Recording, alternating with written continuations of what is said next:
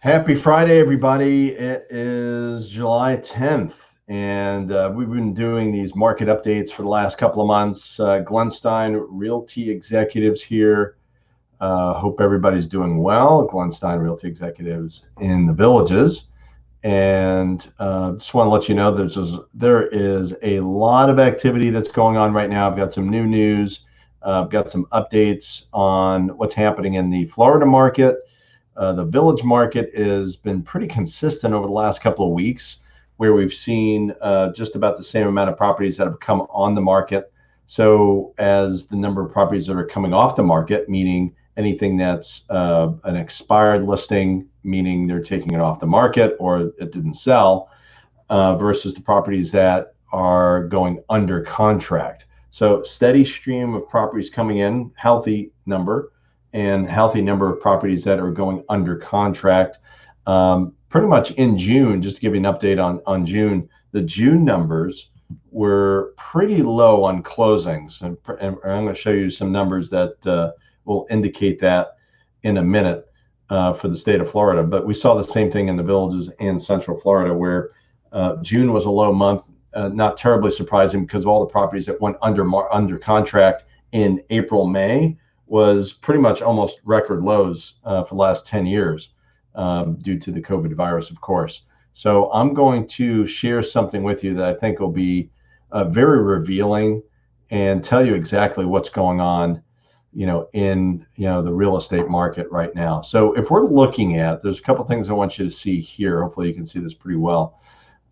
This is for not just the Villages. This is actually pretty much our MLS system, which is from our area all the way south to Orlando, Tampa.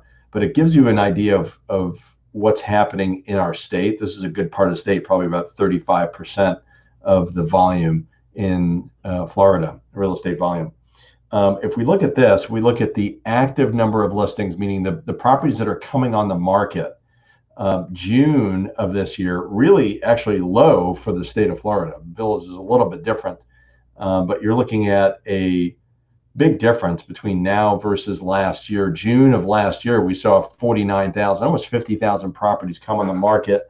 This year, 35,000 properties come on the market in Florida, meaning there's a shortage of inventory, right? And we're seeing that around Florida outside of the Villages. Shortage of inventory, multiple offers. My friends and clients that I'm running into that live in those areas, they're seeing, in Tampa, Clearwater, Orlando, seeing a shortage of inventory, multiple offers, that type of thing. And this pretty much indicates it. You're looking at a 29% decrease in inventory this year versus last year, same time, on the number of active listings on the market.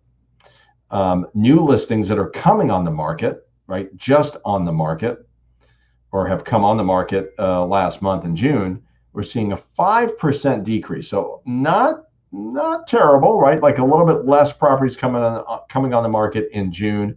And then you look at the pending sales, right? The pending sales are saying, wait a second, there are a lot more buyers in the hunt this year versus last year, a 20% increase in the number of buyers that are putting an offer on a property.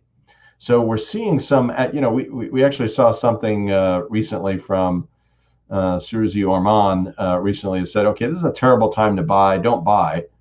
Well, people are obviously not listening because we've seen a 20% increase in the number of sales, right? Some people thinking, okay, there's going to be a crash, there's going to be foreclosures, and I think there might be, because unemployment is still, I think the latest numbers were about 11 point something percent in June nationwide. And but what we are seeing is the real numbers, the real permanent unemployment numbers for people that lost their jobs, is basically we're at 5.9 is the number versus 5.0 in May and 4.0 in April for real job loss.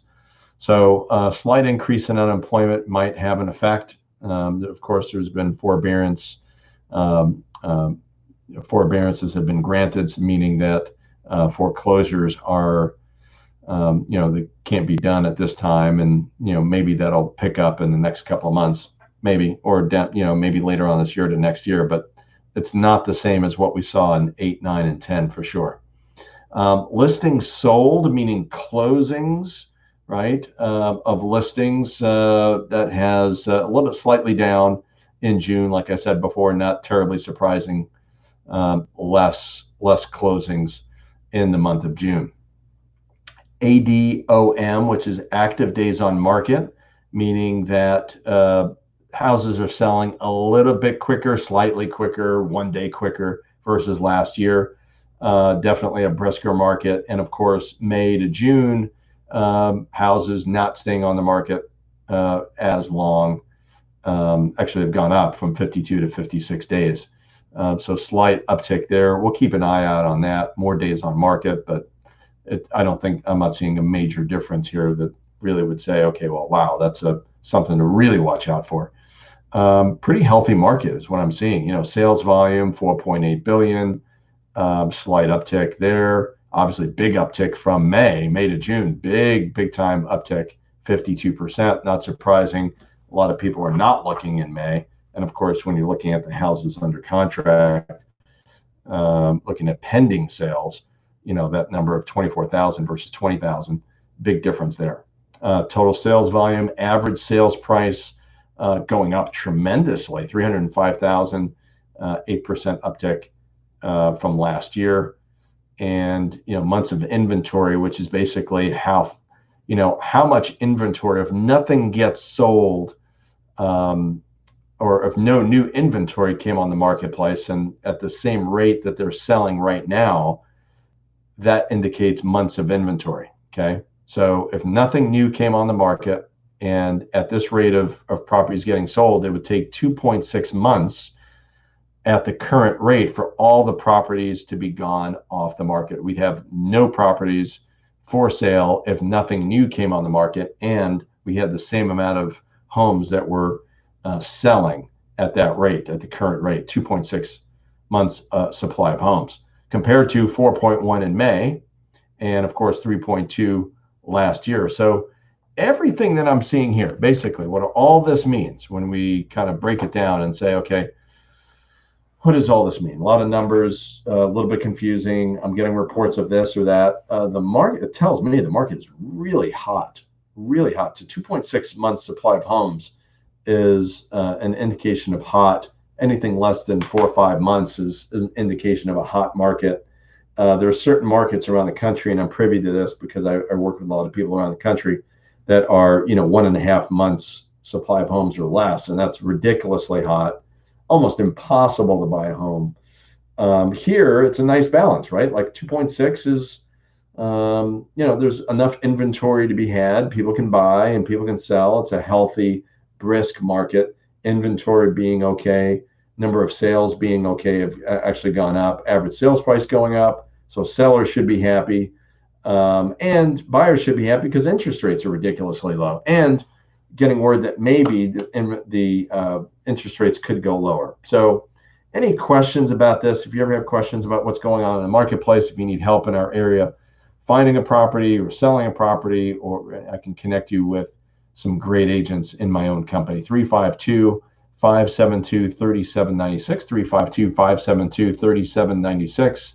Also, you can find us at buysellthevillages.com. That's our website.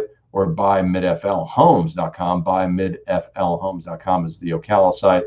Let me know. I'd be happy to help. Glenn Stein, Realty Executives here. And hopefully everybody has a great weekend. Take care.